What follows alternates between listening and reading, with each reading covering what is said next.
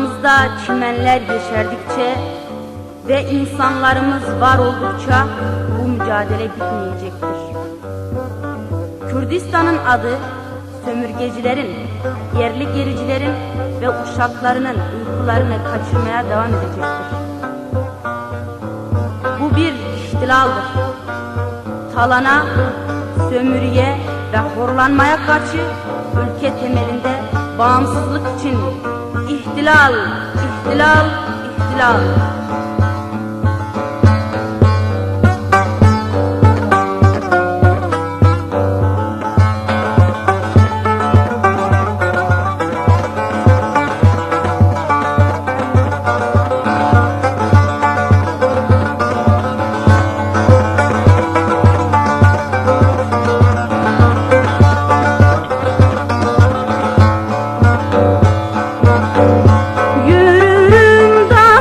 İktidara tuttum yol ihtilal, ihtilal. Başını ve sonunu bilirim. Büttüğüm yol ihtilal, ihtilal. Büttüğüm yol ihtilal, ihtilal. Başını ve sonunu bilirim. Büttüğüm yol ihtilal, ihtilal.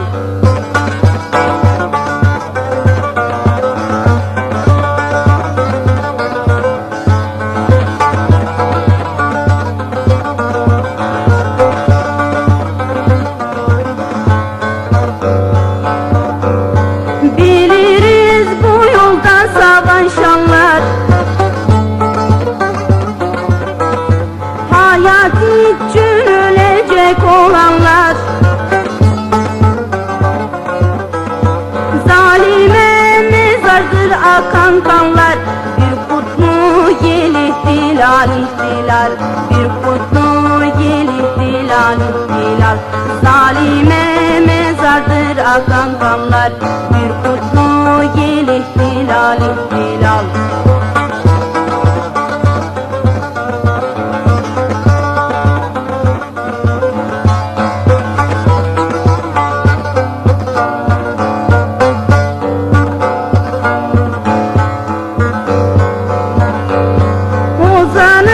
Başka bir yol tanımaz,